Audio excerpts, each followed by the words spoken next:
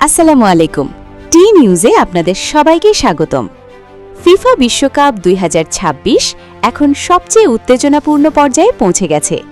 Group পর্বের শেষ দিকে প্রতিটি ম্যাচ যেন ফাইনালের মতো গুরুত্বপূর্ণ। একটি জয় যেমন একটি দলকে নকআউটে তুলে দিতে পারে, তেমনি একটি হার শেষ করে দিতে পারে পুরো বিশ্বকাপ স্বপ্ন। এবারের বিশ্বকাপ ইতিহাসের সবচেয়ে বড় আসর। ৪৮টি দল অংশ নিচ্ছে এবং ম্যাচের সংখ্যাও আগের চেয়ে অনেক বেশি। ফলে প্রতিটি গ্রুপে শেষ মুহূর্ত পর্যন্ত লড়াই চলছে। অনেক বড় দলও এখনও নিশ্চিতভাবে পরের রাউন্ডে যেতে পারেনি। আবার কয়েকটি অপেক্ষাকৃত ছোট দল চমক দেখিয়ে সবার নজর কেড়েছে। ফুটবল বিশ্লেষকদের মতে এবারের বিশ্বকাপের সবচেয়ে বড় আকর্ষণ হল কোনো ম্যাচকেই সহজ বলে ধরা যাচ্ছে না। শক্তিশালী দলগুলো কঠিন প্রতিদ্বন্দ্বিতার মুখে পড়ছে।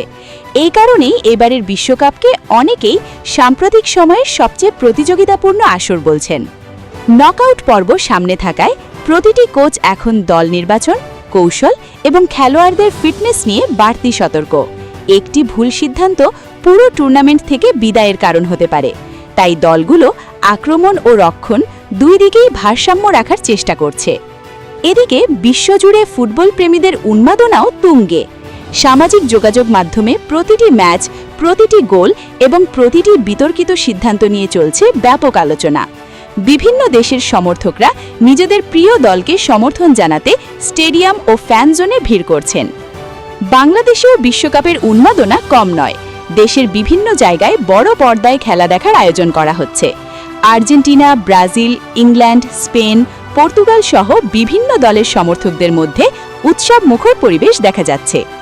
বিশেষজ্ঞদের মতে নকআউট পর্ব শুরু হলে ম্যাচগুলো আরও রোমাঞ্চকর হবে, কারণ তখন আর কোনো দ্বিতীয় সুযোগ থাকবে না। যে দল হারবে তাদের বিশ্বকাপ যাত্রা সেখানেই শেষ হয়ে যাবে। তাই ফুটবল প্রেমীদের জন্য আগামী কয়েকদিন হতে যাচ্ছে দারুণ উত্তেজনাপূর্ণ। নতুন চমক, নতুন রেকর্ড এবং নতুন ইতিহাস সবকিছুর অপেক্ষায় এখন পুরো ফুটবল বিশ্ব। আপনার মতে এবার কোন দল বিশ্বকাপ জিতবে আর কোন খেলোয়াড় জিততে পারেন গোল্ডেন বুট? আপনার মতামত কমেন্টে লিখে জানান। ভিডিওটি ভালো লাগলে একটি লাইক দিন, বন্ধুদের সঙ্গে শেয়ার করুন এবং টি নিউজ চ্যানেলটি সাবস্ক্রাইব করতে ভুলবেন না। ধন্যবাদ।